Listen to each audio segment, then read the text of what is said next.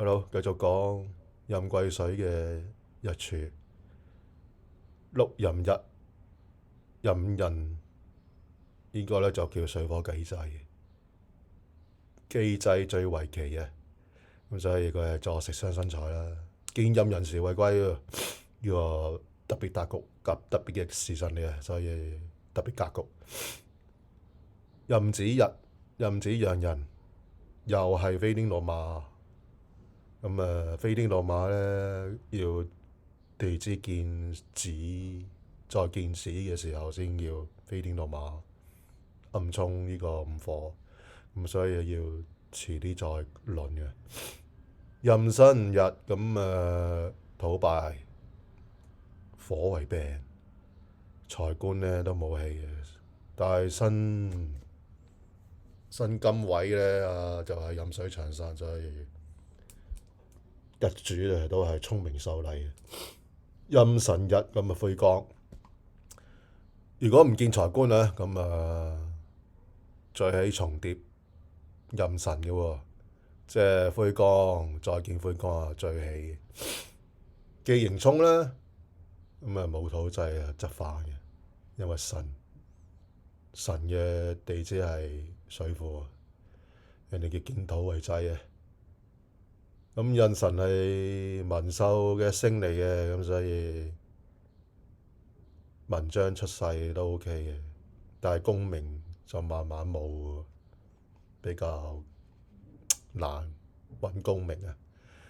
如果財官旺啊，入咗他格啊，咁要見財官啦，財官運最起啦，咁忌傷官破運嘅，咁係啦。因為呢個係晦光格、晦光日啊，所以以晦光為主。壬午就六馬同香，呢個比較好嘅，呢個身在財官嘅。咁兼印人士都為貴嘅。壬戌啦，壬戌就係日德，咁身在丙卯為財官嘅，元武當權啊。咁同上邊嘅同神嘅地支啊，五個地支相同嘅嗰個運氣，個大運。好啦，咁六壬日除咗壬辰為晦光，咁論財官嘅，其他都論財官噶啦。咁用丙丁為財，己為正官，卯為偏官啦。咁見丙丁己咧，又夏天出世啊，四季出世啊，火土局啊，咁財官都為用神。咁見壬癸啊奪財啦，乙木就傷官嘅，呢啲都係名利艱難噶啦。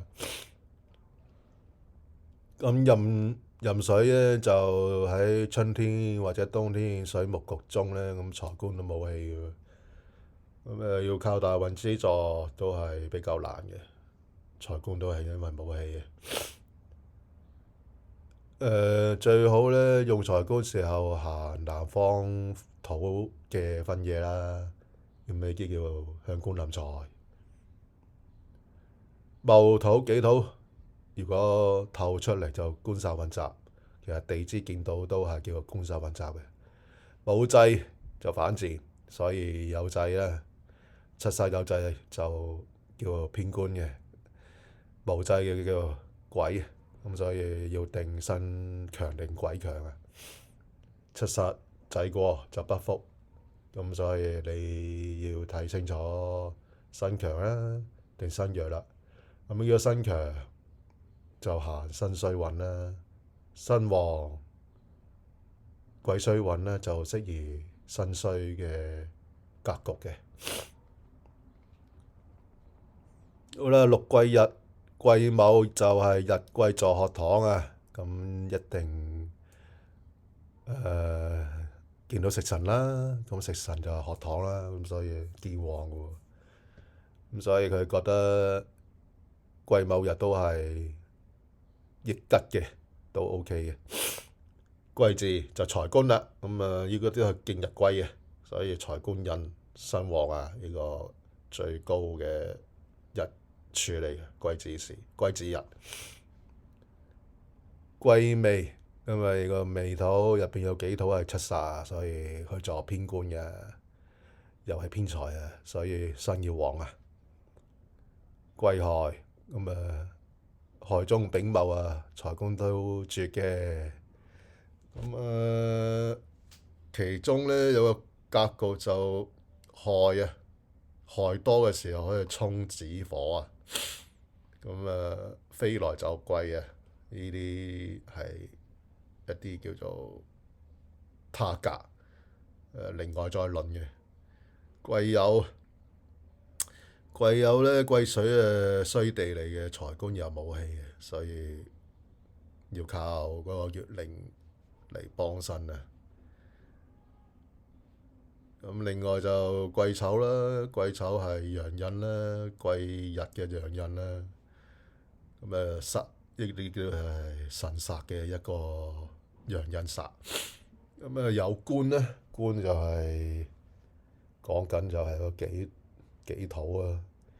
咁冇財喎，咁己土係專為七煞啦。咁起衝破陽印嘅，不為遭教災咎。佢即係話七煞，如果有衝破呢個丑嘅話，就唔係災咎嚟嘅。好啦，咁六癸日用丙丁為財，戊為正官啦，己係偏官。咁透丙丁戊咧就係財官嘅。咁喺夏天出世啊，四季火土局啦，咁財官就會有用啦，即係用財官嘅。見到印癸水就奪財，見甲木就傷官，不利啊。如果你係身喺春天、冬天，水木局咧，財官都冇氣嘅。咁起行四方，南方四季啊，用財官嘅時候就起行於南方四季。最怕就係宮煞混雜，同埋要論一論七煞有冇制，再論下有冇日干有冇氣根，或者七煞有冇力。另外咁先可以論到你嘅大運喜忌嘅。好啦，呢一集講完之後咧，咁我再講其他嘅《三命通會卷式》入邊嘅其他內容嘅。其實佢呢個內容講緊都係論財官嘅喎，即係以財官為主嘅，大家要留意翻嚇。好啦，拜拜。